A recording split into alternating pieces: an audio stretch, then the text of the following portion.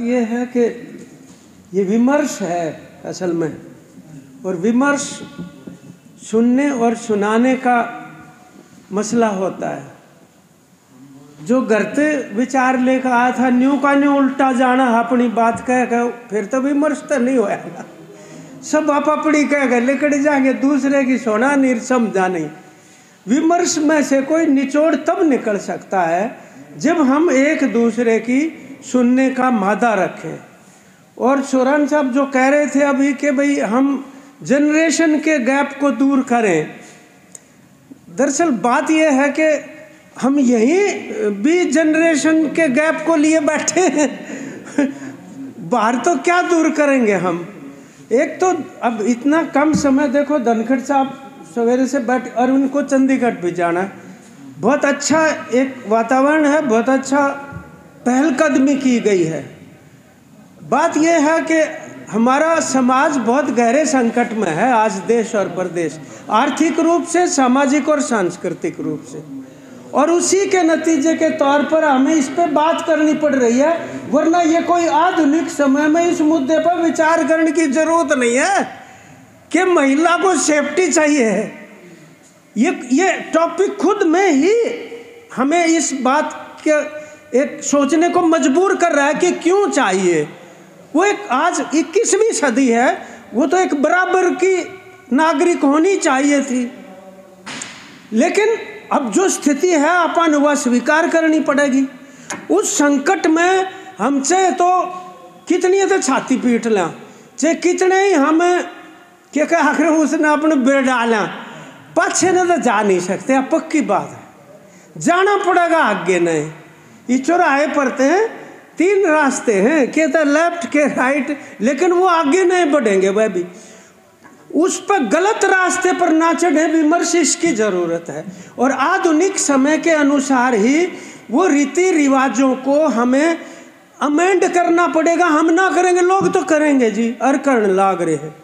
परंतु बात यह है कि पिछली भी खराब चीज मारे जमा आ गई, और ईब वाला जो पूंजीवाद, जिन उपभोक्तावाद कहा पा, उसमें महिला भी उपभोग की वस्तु बना रखी है, वो भी खराब जब में लग गया मारे तो। वरना तो पूंजीवाद तो बड़ा प्रोग्रेसिव और प्रगतिशील होता है।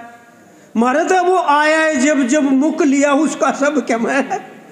आज तो हमने मतलब कितने चोई साहब 175 साल हो गए होंगे स्वामी दयानंद ने तो देख लो, उस टाइम पर उन्होंने पर्दा प्रथा की कही थी।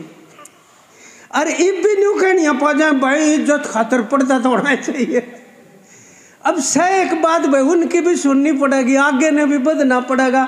मैं एक जगह काफ़ी महिलाएं थी, नरेगा की मीटिंग चल रही थी, सारी पर्दा कर रही। मुखा बेबे तुमने देखो मैं पहचानो? बोली हाँ। मुखा मैं थारे में देखिए ना नहीं पहचानता, और कल ने कोई काम पड़ेगा तुम करोगी शिकायत, अगर हम पहचाने को नहीं। उसके बाद हम चाय पीने लागे, प्रोग्राम के बाद पड़ोस में वो एक जना आके बोला जी वो महिलाएं आई हैं 2-3 मिलन खातिर। मैं कहा बुला ले भाई। मैं बोला क्या दिक्कत थी बेबे? बोली कुछ भी ना, हम तो मुँह दिखाना आई हैं।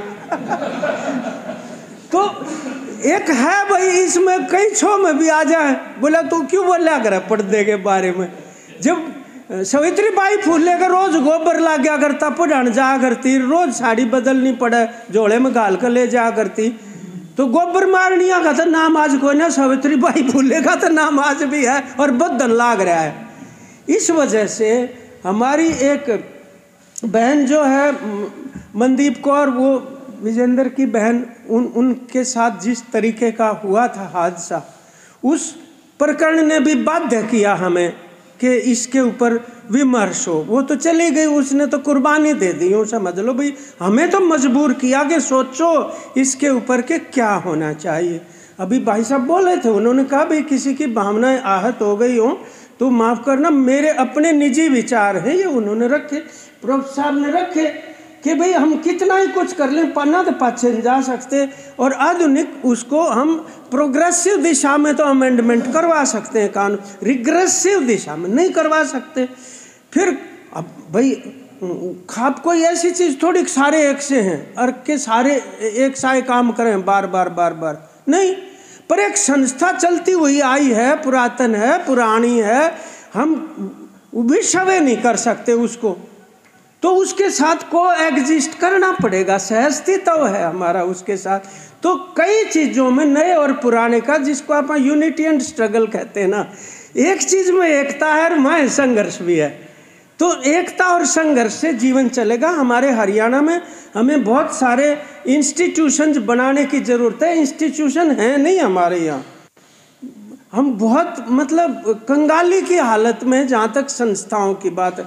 एक बना लो, इसी कितनी बन जा, हजारों, अच्छी बात है अगर समाज में इस तरह उभरती हैं संस्थाएं विचार विमर्श की, हस्तक्षेप करने की, और उसमें जाना भी चाहिए।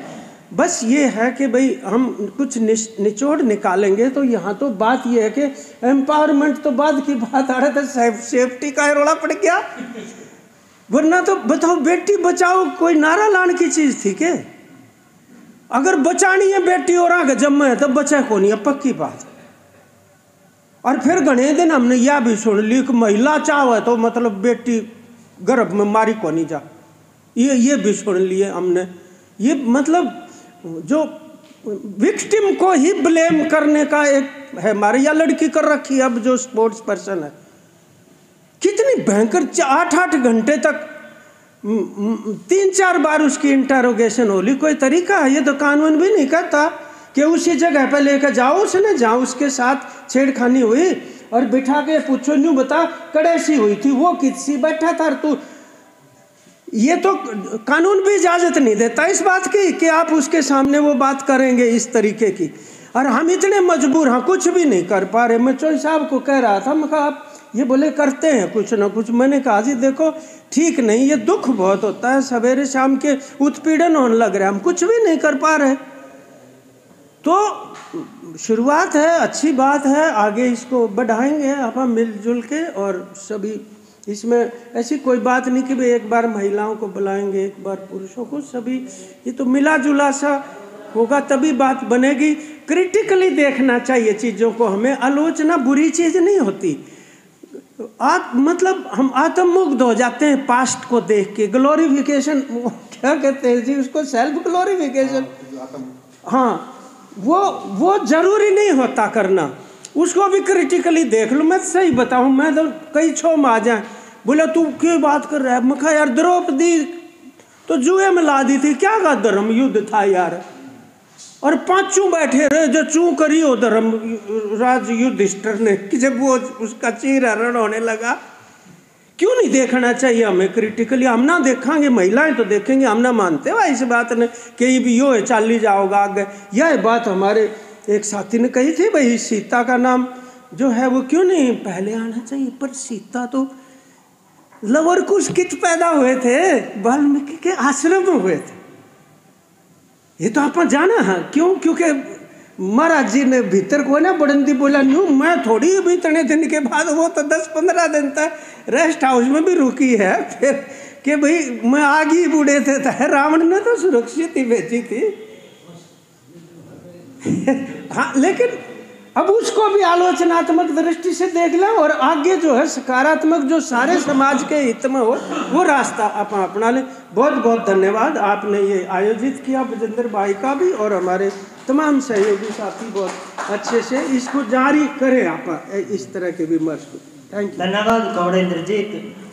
देखिए विमर्श जो है वो कोई एक दिन की प्रक्रिया नहीं है, वो लंबा जो है चलने वाली प्रक्रिया है। इसको हम इसी तरीके से जारी रखेंगे।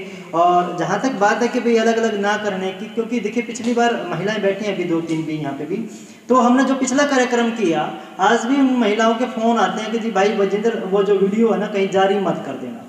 महिलाएं जो है उनके साथ जो उत्पीड़न है वो कहीं बंद कमरों में या फिर महिलाओं के बीच तो कह पाती हैं, परंतु वो जब सामूहिक होने की बात आती है तो वो कहीं कहीं अपने आप को बचाते हुए भी पाती हैं। तो जो पिछला विमर्श रहा शायद इससे कहीं ज़्यादा बड़ा मैं कह सकता हूँ, क्योंकि वो उनके अंदर की पीड़ाएं आ रही थी, वो उन्होंने जो झेला है, जो जहाँ जहाँ उन्होंने काम किया वहाँ पे उनके साथ जो बीता है वो चर्चा करके गई हैं। हालांकि हमारे साथी जो है आज बहुत लंबा इसमें बोल रहे थे, बहुत सारी चीज़ें कह रहे थे, है ना, बहुत सारे जो कहते हैं नैतिक मूल्यों पे बात कर रहे थे, जबकि हमने जो विमर्श रखा था वो इस बात पे था कि हम जो जड़ है उस पर बात करेंगे और समाधान की ओर बढ़ने की बात करेंगे।